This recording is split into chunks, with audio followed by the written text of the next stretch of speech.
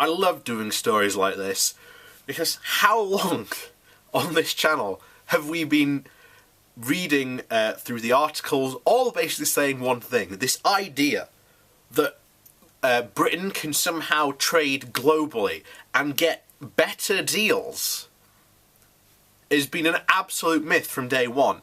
And most people will say that, oh, Brexit was never about trade, but that's exactly what the vast majority of Brexit really is about, especially to a lot of these Tories and the Leavers and the people who, well, not the Leavers, the people who campaigned for Leave. They were the main drivers of this. This was their main clarion call after sovereignty and, you know, we can take back control. They jumped straight into trade.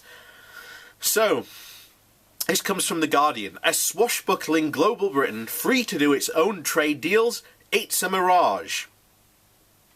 David Davis promised Brexiteers the world in 2016, but the stark truth is we're better off inside the customs union. Whatever happens in the Brexit negotiations, the question of the UK's future trade relations with countries outside the European Union will become acute for businesses, investors, workers and citizens. In the immediate term, the overriding UK objective, of course, will be to secure continued access to the EU market. Larry Elliott argues in The Guardian that the EU membership has not coincided with significant growth of UK exports to the EU. So what? Without EU membership, it is extremely unlikely that UK exports would have reached even today's levels. That 80% of the UK production of motor vehicles would be exported mostly to the EU. Elliott argues that since the late 1990s, a deficit in goods with the EU of $6 billion a year has ballooned into a deficit of $95 billion a year. But this has nothing to do with tariffs or the absence thereof. It is down to the ever-shrinking UK manufacturing base and a low savings rate. Italy now produces 50% more manufactured goods and products than the home of the Industrial Revolution. In 2016, the then Brexit Secretary David Davis announced that Britain was moving quickly towards a radiant horizons on a trade deal with the US along with China, giving us a free trade area almost twice the size of the EU. Like many Brexiteers, his conviction seems to have been that EU membership, including membership of the customs union, has held the UK inside a bloc that was unable or unwilling to strike major trade deals with third non-EU countries. These Brexiteers were, in the words of Jonathan Freedland, itching to shake off the shackles of Brussels and run into the embrace of the Anglosphere. But has EU membership truly hampered the UK's ability to export goods under advantageous terms? From the formal perspective, if Britain leaves the EU customs union, it will be at liberty to negotiate new free trade agreements with non-EU countries. But how will it lower trade barriers with these countries? And will it be easier, objectively speaking, that is, without a pro or anti-Brexit prejudice? Then it has been inside the EU. The short objective answer is no. Membership of the customs of nations negotiating with one's voice brings much more clout to the negotiating table than when acting on behalf of a single medium-sized country. When negotiating on behalf of 500 million people, if the EU says no, it is no. If it says yes, then the yes brings access to the world's biggest market and the non-EU countries concerned. UK export interests are highly specialised. Financial and other services, industrial products such as pharmaceuticals, aerospace and motor vehicles. However, opening up of overseas markets for services is difficult at best.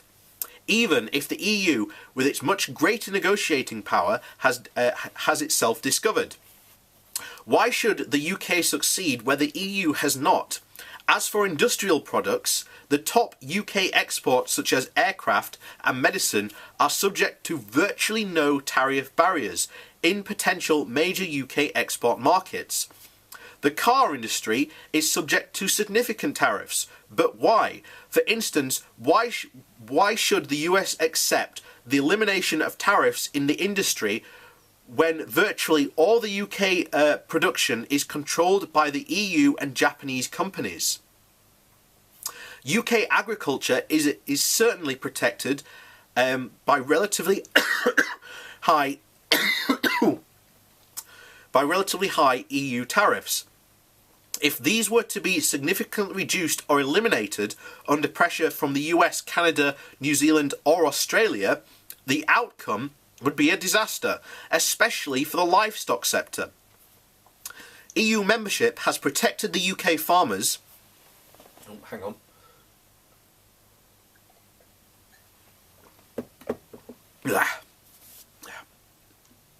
So the EU has protected the UK farmers as much of their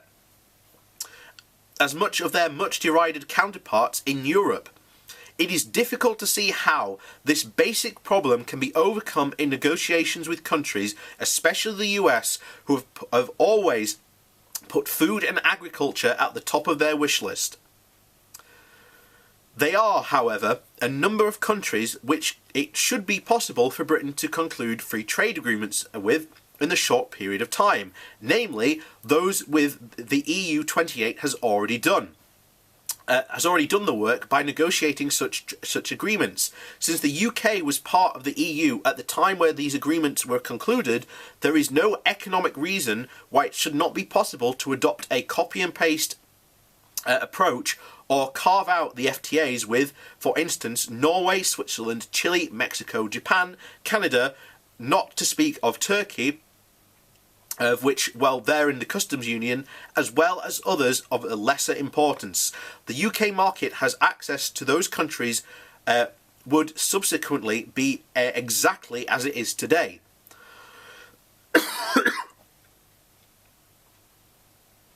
The most difficult obstacle will be to achieve access via an FTA.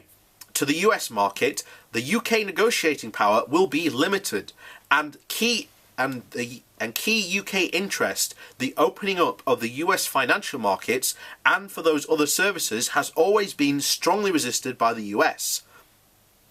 American demands are also extreme. A list just published by Washington makes this abundantly clear and is highly recommended reading for concerned citizens. Some of the jargon is only intelligible to experts, but most objectives are transparent and sometimes tough, self-centered and blatantly focused on take, explicitly rejecting any give. Yet other US objectives are, to put it mildly, surprising.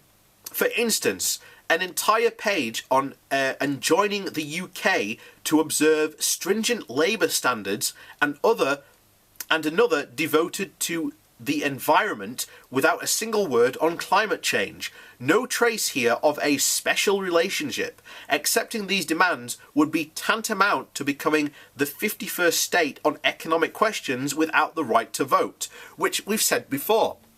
And this is something that we come back to time and time again when it comes up to America making these demands, of which then they would have power over us. Why are Brexiteers so insistent about the EU being in all these control of all these regulations, but then have no problem when we talk about the US trade agreement and what they want to do to us once we're out of the EU, and about how much power they will have over our laws and regulations, something which the Brexiteers are stringently against the EU doing, but are somehow fine when it's the US. How does that make any logical sense to these people?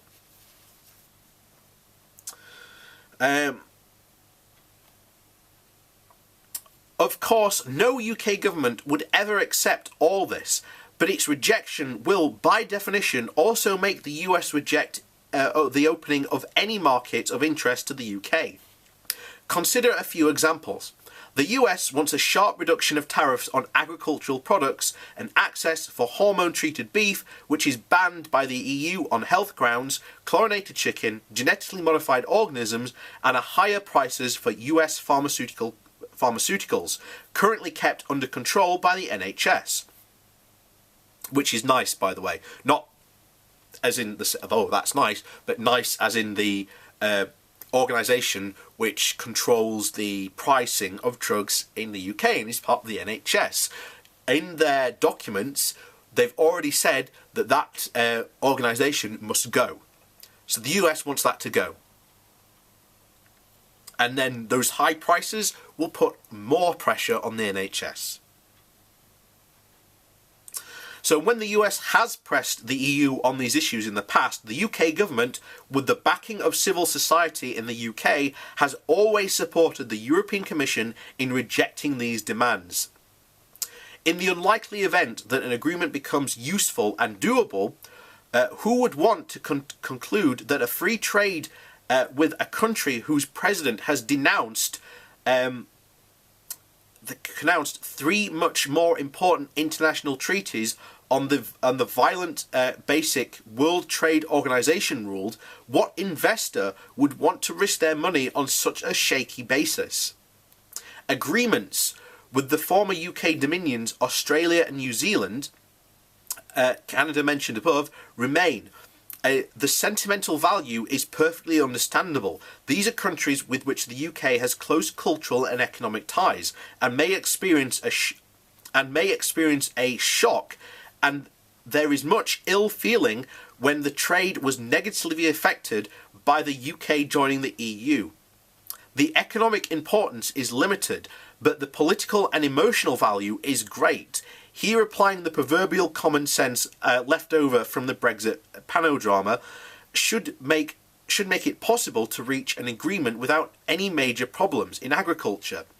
Australia is facing climate-induced physical limitations on its export capacity, and therefore is in interest in pushing the UK beyond a certain point, and New Zealand has always demonstrated a very European approach to such negotiations, realising that any agreement has to be to mutual advantage. The perceived advantages of leaving the European flock to negotiate free trade deals left and right will turn out like the mirage experienced by travellers in the desert, making an accommodation of hot air for an oasis. The next election may show voters who appreciate being taken for camels. And that's where we are. That's really where we are at this moment. There's this malaise, this idea of, oh, we can become this great, wonderful trading nation. But this is all based off three former colonies. So you've got Australia, New Zealand and Canada basically going, oh yes, welcome back. That's not going to happen. That's not going to happen at all. You know, we are not the colonial overlord anymore. We can't get to dictate terms to them anymore. So negotiations with them will be incredibly difficult. So these aren't going to go smooth. And you don't just want to trade with these three countries. You want to trade with other countries as well. This is why Japan has gone, we're not even going to bother talking to you until you've left the EU. Because they want to see what happens and what they can get more from us. And ironically, we are currently benefiting at the moment, because we are still in the EU, of that trade deal with Japan. And yet, as I said there, and as we've constantly said, time and time and time again on this channel, our most important trade partners are our closest ones. And those closest trade partners are the EU. And you turned 27 trade allies into 27 trade enemies, who are now going to no longer see any interest in protecting UK farmers, manufacturing, or any other such like things that they want to try and protect. But there you go.